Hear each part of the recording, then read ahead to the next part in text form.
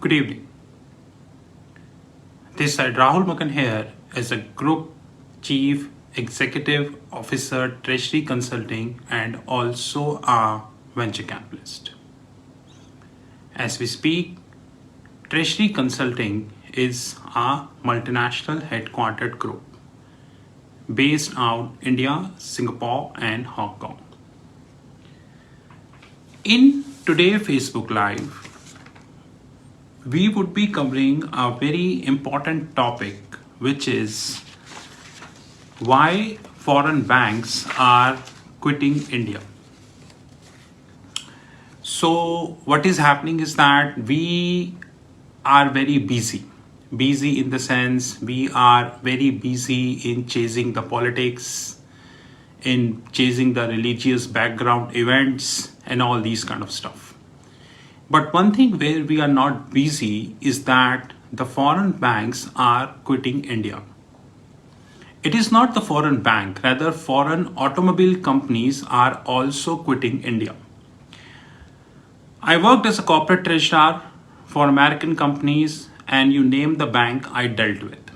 I dealt with almost all banks of the globe, whether this is Standard Chartered, UBS, Barclays, Deutsche, JP Morgan Chase, Goldman Sachs, and you just name I dealt with.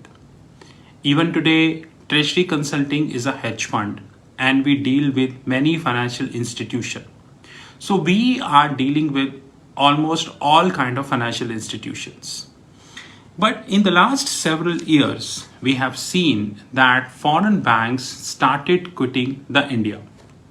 Now, when we say the foreign banks are quitting India, I mean to say either they quit completely or they quit partially. Now, what is a structure called foreign bank and why India do need foreign bank? No country of the globe, I repeat, no country of the globe can be a superpower or a global financial center until otherwise you have foreign banks. US is an exception because in US their own banks are very powerful, which is Goldman Sachs, JP Morgan, Citi, Morgan Stanley, Wells Fargo, Bank of America, and many. Henceforth, United States is an exception. But if we keep United States apart, then I doubt we do have any exception. There is no exception in that regards. Now, having said that, foreign banks play a very important role in any country. Example, foreign banks provide the great product service which Indian banks cannot provide. Example, the SWIFT architecture. Example, the letter of credit, standby letter of credit, standby bank guarantee, and many more products. So let's take an example of DBS India. We are doing banking with DBS India in India and Singapore. The kind of product DBS is offering, you doubt whether any Indian bank is offering. You name whether it is State Bank of India, whether this is Punjab National Bank or any other Indian bank. You knew that the Indian banks phased out near about 11 lakh crores, which is 150 billion US dollars in the last 7 to 8 years in the form of non-performing assets. So I have the data with me. You know that I never speak until I have the data. And I am planning a detailed video in that regards. I collated some data and some data some data is under collation. So I noted the name of the banks, those who quitted India or partially quitted India. When I say quitted, I again repeat that quitted doesn't mean 100%. Quitted means either 100% or it is partial. Number one is the Standard Chartered Bank. Number two is the Westpac. Number three is the UBS, United Bank of Switzerland. Number four is the RBS, Royal Bank of Scotland. I'll take a pause here. I remember when I was doing MBA in 2005, 2007, RBS, Royal Bank of Scotland, used to be a big brand, you know. And I remember my very close friend used to work in Royal Bank of Scotland.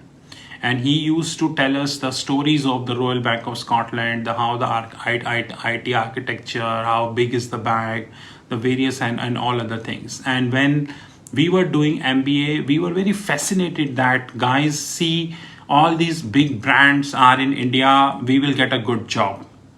But I hardly thought that by 2022, which means near about around 15 years from my MBA, majority of these foreign banks would have either quitted or trim it down. So I again repeat, Standard Chartered Bank, Westpac, UBS, RBS, Royal Bank of Scotland, Bank of America Merrill Lynch, Morgan Stanley, HSBC, Hong Kong Shanghai Banking Corporation, DB, Deutsche Bank, Barclays, and First Rand, and not to mention Citi. So if I count, then it is near about 11. I can name more banks also. I can even name, let's take an example. Why Goldman Sachs, the number one investment bank of the globe, the bank whose asset book is near about 1 trillion plus, whose derivative book alone is near about 1 trillion plus. Why Goldman Sachs is not interested to set up a big banking structure in India? Let's take another example. Why did Citibank quitted India? Indian media is corrupted. I repeat, Indian media is corrupted at that level that they will not discuss this, because their bosses will never allow these facts to get discussed. Why did Citi quitted India? Why did Goldman Sachs, Morgan Stanley, JP Morgan, the Wells Fargo, Bank of America, why these institutions are not expanding in India? Why did JP Morgan is solely restricted to maximum, you can say, Delhi and Mumbai? Why did so? These all are big questions which we need to answer. Because if I see the names, which includes Standard Chartered, Westpac, UBS, Royal Bank of Scotland, Bank of America Merrill Lynch, Morgan Stanley, HSBC, Deutsche, Barclays, First Rand, we will get to know that the list is expanding. And the day is not far that, like in the last 15 years, around 10 plus banks either quitted India or they melted down, trim it down. Probably in another 5 to 7 years, all foreign banks will quit India. What we need to see is the loss which is happening to the financial system because the product they are not releasing in the financial system. We need to see how much job losses only because these foreign banks are not in India. So just imagine if Standard Chartered, Westpac, UBS, RBS, Bank of America Merrill Lynch, Morgan Stanley, HSBC, Deutsche, Barclays, First Rand, if all these banks would have in India, then see the kind of, I would say, jobs we would have in India. How many youngsters would have got the job? But we never thought about that. And why did we never thought about that? Because we even do not know this amount. And I'm telling you that if this trend would continue, and the probability of this trend to continue is much, much higher, then probably in next 5 to 6 years, the rest foreign banks will quit India. And you know the infrastructure provided by the Sarkari banks.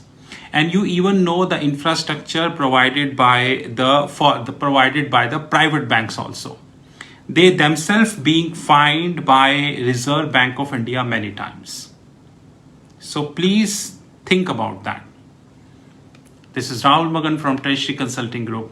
You knew my personal number 9899242978. Have a great time ahead.